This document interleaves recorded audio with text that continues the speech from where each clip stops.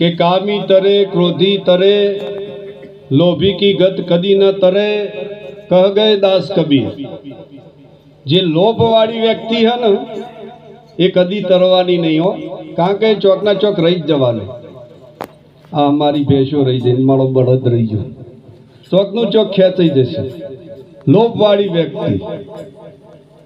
एक भाई तो नारियल लेवा जो क्या बोलो नारियल केटला मळे पेलो के 25 रुपया के एमांथी कोई ओछું થાય એવું હોય કોઈ ઓછું થાય કરો પેલો કે ના 25 માં જ આલવાનું કે તો બીજી દુકાન જો લોભવાળી વ્યક્તિ જપર બીજી દુકાન જો બીજી દુકાન કીધું ભાઈ નારિયેળનો શું ભાવ એક કે 20 રૂપિયા પેલો કે એમાંથી કોઈ ઓછું થાય એવું ખરું આ લોભવાળી વ્યક્તિ।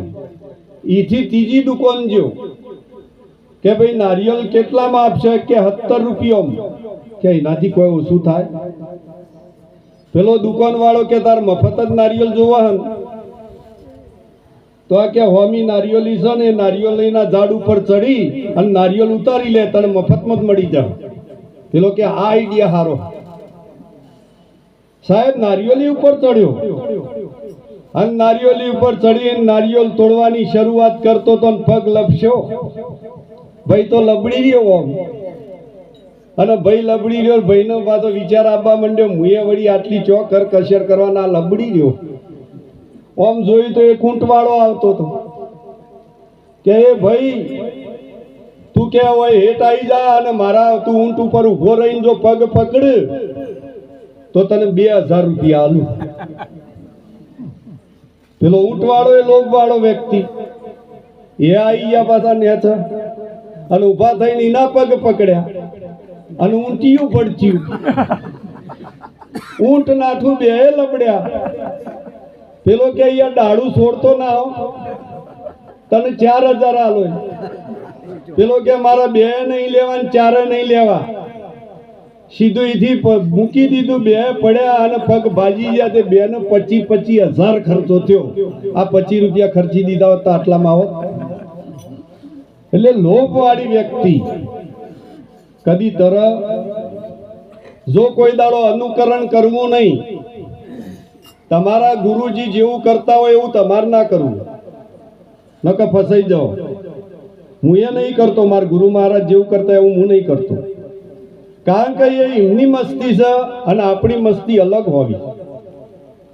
એક વખત એક ઊંટ હતું ને એ કાળેંગળું ગળી ગયું હતું તે આટલો ડબ્બો થઈ ગયેલો એટલે પેલા ડોક્ટર આયા કે આ ઊંટ ચો જીતું એક કી કાળેંગળોના ખેતરમાં જીતું તો કી નક્કી કાળેંગળું ગળી જ ગયું હ એમાં આટલો ખડાઈ રહ્યો કે વાંધો નહીં મને આવડે। ડોક્ટરે त्यो उभा रहता कंपाउंडर त्यो હતો कंपाउंडर के हाथ जोवा दे आવું चोक होय तो આપણો ને ખબર પડે। साहेब ऊंट ने लाया कि अब बे पत्थरा लेता हो बे पत्थर लाया ऊंट नी ओड़ी ओम कई ओम झपकाया सीधू काढेंगड़ू बार। पेला कंपाउंडर ने खबर पड़ी दे कि आ तो આપણો ને આવડી જીવ હવે આવો કેસ આવશે તો આપણે ઓમ કરશું। અને એવામાં એક ડોશીમાને પાછું હોય ગળેચી નીકળેલી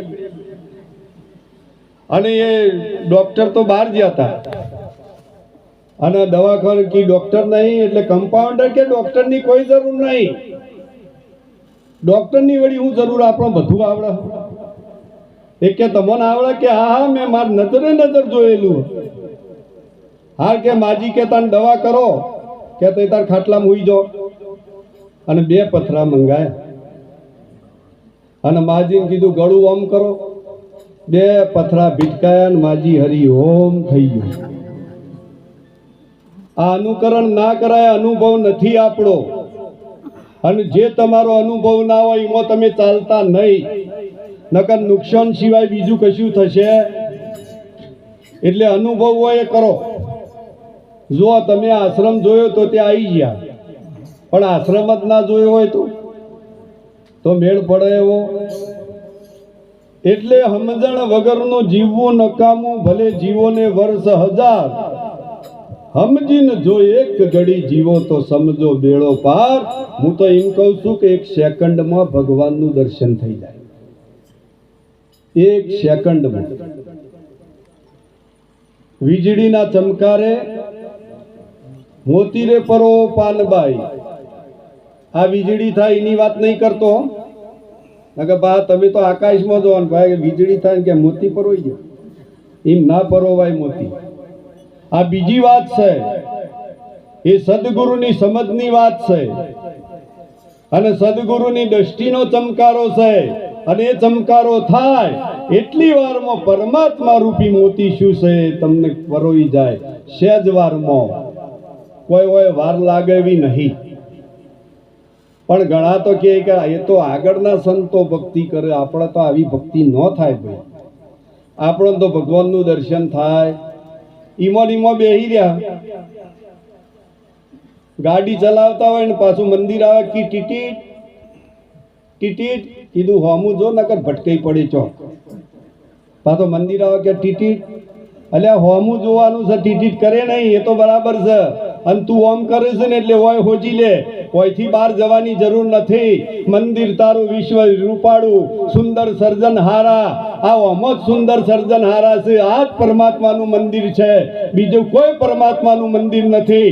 આ જો ઘટની અંદર પરમાત્મા પ્રગટ કર્યો છે તો આ મૂર્તિ છેટચો જઈએ કકો. ખેત મુંબઈ જવીએ તો જાય ને. અને પેલા બિહારે